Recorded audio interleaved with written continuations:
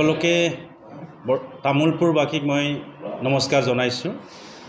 যেতিয়া বিধায়ক হিচাপে নিৰ্বাচিত হৈছিলোঁ ৰাইজৰ মৰম আৰু আশীৰ্বাদত, সেই সময়ৰ পৰা এটা সপোন দেখিছিলোঁ যে তামোলপুৰ সমষ্টিৰ পৰাও পৰৱৰ্তী সময়ত অসমৰ বিভিন্ন জিলাত যেনেকুৱা চিভিল ছাৰ্ভেণ্ট ওলায়, বিভিন্ন ACS APSৰ লগতে UPSC ছাত্ৰ ছাত্ৰী ওলায়, ঠিক তেনেকুৱা তামোলপুৰতো ভাবিছিলোঁ।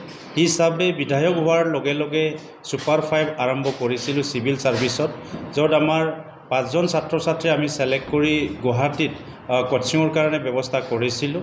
ইয়াৰ মাজতে 3জনে মেন্স এক্সাম দি, এজনে বৰ্তমান APSC এলাইড ছাৰ্ভিচত চাকৰি কৰি আছে।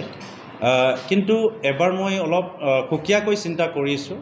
তামোলপুৰ সমষ্টি, নতুনকৈ যি তামোলপুৰ সমষ্টি 43 নম্বৰ তামোলপুৰ সমষ্টি আমি এবাৰ মই বিধায়ক হিচাপে ফ্ৰী নিট কোচিঙৰ কাৰণে ব্যৱস্থা কৰিবলৈ বিচাৰিছোঁ। ইয়াৰ কাৰণে তামোলপুৰৰ ছাত্ৰ ছাত্ৰী যিসকলে নিট পঢ়াৰ কাৰণে, কোচিং কৰাৰ কাৰণে বা মেডিকেল এক্সামৰ কাৰণে নিজকে ৰেডি কৰাৰ কাৰণে চিন্তা কৰি আছে, সেই ছাত্ৰ ছাত্ৰীৰ কাৰণে এটা সুবিধা দিব বিচাৰিছোঁ। মই বিধায়ক হিচাপে SPM আৰু লালন আমি এটা টাই আপ কৰি মোৰ তৰফৰ পৰা মই ছুপাৰ 5 নিট এইটো আমি ষ্টাৰ্ট কৰিছোঁ। ইয়াৰ কাৰণে অহাকালিৰ পৰা আমাৰ এপ্লাই আৰম্ভ হ'ব। ইয়াৰ কাৰণে মই তামোলপুৰ 43 নং তামোলপুৰ সমষ্টিৰ সকলো ছাত্ৰ ছাত্ৰী যিসকলে ইচ্ছুক হয় মেডিকেল লাইনৰ কাৰণে, সেই ছাত্ৰ ছাত্ৰীক মই এপ্লাই কৰাৰ কাৰণে অনুৰোধ জনাইছোঁ।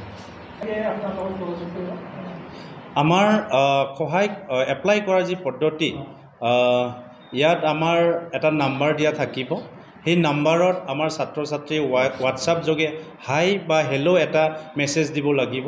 আৰু হাই বা হেল্ল' মেছেজ দিয়াৰ লগে লগে আমাৰ যিয়ে আমাক হাই হেল্ল' মেছেজ দিব, সেই মেছেজৰ আমাৰ এপ্লাই কৰাৰ কাৰণে যি ফৰ্ম, সেই ফৰ্মেটটো অট'মেটিকলি তেখেতৰ হোৱাটছআপত আহিব। আৰু এই হোৱাটছআপৰ পৰা তেখেতে নিজৰ ৰেজিষ্ট্ৰেশ্যন কৰিব লাগিব, অনলাইন ৰেজিষ্ট্ৰেশ্যন কৰিব লাগিব। আৰু অনলাইন ৰেজিষ্ট্ৰেশ্যন কৰাৰ পিছত তেখেতক আমি এডমিট দিয়াৰ কাৰণে ব্যৱস্থা কৰিম। আমাৰ এপ্লাইটো লাষ্ট ডেট হ'ব জুনৰ 6 তাৰিখ। আমি 6 তাৰিখে লাষ্ট ডেট কৰিছোঁ অনলাইন। ইয়াৰ পিছত 8 তাৰিখে আমাৰ এক্সাম থাকিব, ছিলেকশ্যন এক্সাম থাকিব। ইয়াৰ পিছত আমাৰ এটা কাউন্সিলিং থাকিব। সেই কাউন্সিলিং কৰাৰ পিছত আমি 5জন মেৰিট ছাত্ৰ ছাত্ৰীক বাছনি কৰিম। আৰু এক্সাম চেণ্টাৰটো আমাৰ তামোলপুৰ হায়াৰ ছেকেণ্ডাৰীত আমি ঠিক কৰিছোঁ। গতিকে যিসকল ছাত্ৰ ছাত্ৰী ইচ্ছুক হয় তেখেতসকলক মই অনলাইন এপ্লাই কৰাৰ কাৰণে অনুৰোধ জনাইছোঁ। আমি হোৱাটছআপ নাম্বাৰ এটা দিয়াৰ কাৰণে ব্যৱস্থা কৰিছোঁ। এই হোৱাটছআপত যায়, এই নাম্বাৰত যায় হাই দিয়াৰ লগে লগে আমাৰ প্ৰতিটো ছাত্ৰ বা ছাত্ৰীৰ হোৱাটছআপত আমাৰ ফৰ্ম ফিল আপ কৰাৰ কাৰণে ছিষ্টেমটো অট'মেটিকলি আহি যাব। ইয়াৰ কাৰণে মই ছাত্ৰ ছাত্ৰীক এই নাম্বাৰত হোৱাটছআপ কৰাৰ কাৰণে অনুৰোধ জনাইছোঁ। নাম্বাৰটো হ'ল 7099078514। সেই নাম্বাৰত আমাৰ হোৱাটছআপ কৰাৰ লগে লগে এইখন নিজৰ হোৱাটছআপত ফৰ্মখন আহিব। গতিকে এইটো কমপ্লিটলি মেৰিট বেচিছত ছিলেকশ্যন কৰা হ'ব।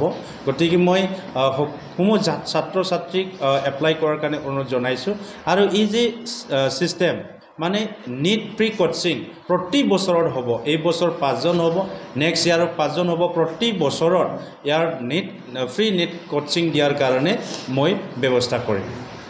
ছাৰৰ এটা সপোন আছিলে যে আমাৰ তামোলপুৰ সমষ্টিৰ পৰা মানে যদি ডক্তৰ বা তেনেকুৱা ধৰণে ষ্টুডেণ্টখিনি ডক্টৰী পঢ়ি আগবাঢ়ি যাব পাৰে, তাৰ কাৰণে তেখেতে আমাৰ আগ্ৰহ প্ৰকাশ কৰিছিলে। ত' আমি তেখেতসকলক সেইকাৰণে এপ্ৰ'চ কৰি ক'লোঁ যে আমাৰ তাতে আমি অলৰেডি SPM এণ্ড লালন্স কোচিঙে উন্নত মানদণ্ডত হাইব্ৰিড মডেলত আমি ক্লাছ কৰাই আছোঁ, য'ত বহুতখিনি ভাল এক্সপিৰিয়েঞ্চ ফেকাল্টি আছে আমাৰ লগত। তেখেতসকলে already more than 20 years 25 years down the line পঢ়াই আহিছে নিট আৰু JEE কাৰণে। তো তেখেতসকলৰ এক্সপিৰিয়েঞ্চ আৰু নতুন টেকন'লজি যিটো আমাৰ হাইব্ৰিড মডেল বুলি কওঁ, অফলাইন অনলাইন দুইটা মডত ক্লাছ হয় আৰু বেকআপ ক্লাছ থাকিব, প্লাছ ৰিমেডিয়েল ছেশ্যনছ থাকিব। তেনেকুৱা ধৰণে ষ্টুডেণ্টখিনিক গাইড কৰি আগবঢ়াই লৈ যাব আৰু অলৰেডি SPMN লালাঞ্চৰ ৰিজাল্ট বহুত ভাল এতিয়ালৈকে যিমানখিনি আছে। আৰু মই ক'ব বিচাৰোঁ যে আটাইতকৈ এক্সপিৰিয়েঞ্চ টিমটোৱে হৈছে এতিয়া SPMN লালাঞ্চ যদি নীটৰ কাৰণে ভাবে, তো ছাৰে সেইকাৰণে আগ্ৰহ প্ৰকাশ কৰিছিলে যে আমাৰ ষ্টুডেণ্টখিনিকো আমি নীট JEE কাৰণে পঢ়াওঁ। তো এইটো এটা বহুত ভাল ইনিচিয়েটিভ হয় ছাৰৰ ফালৰ পৰা। আমাৰ সন্মানীয় বিধায়ক জলেন দৈমাৰী ছাৰৰ ফালৰ পৰা এটা বিৰাট ভাল ইনিচিয়েটিভ হৈছে। আৰু মই ভাবোঁ আগন্তুক দিনত এই সুবিধাখিনিয়ে সমষ্টিৰ কাৰণে সুখবৰ কঢ়িয়াই আনিব। তো অলৰেডি ছাৰে গোটেই ইনফৰ্মেশ্যনখিনি দিছেই নীটৰ কাৰণে। আৰু গোটেই কোৰ্চটো হৈছে নীট ড্ৰপাৰ্ছৰ কাৰণে। যদি ষ্টুডেণ্টে কিবা কাৰণত কনফিউজ হ'ব বিচাৰে, তো সেইটো কাৰণে মই কনফিউজনটো দূৰ কৰিব বিচাৰিছোঁ যে এইটো এটা নীট ড্ৰপাৰ্ছ কোৰ্চ হয়, এবছৰীয়া কোৰ্চ হ'ব। তো তাতে ষ্টুডেণ্টখিনি ৰেচিডেঞ্চিয়েলি থাকি পেলাই গুৱাহাটীত ক্লাছ কৰিব।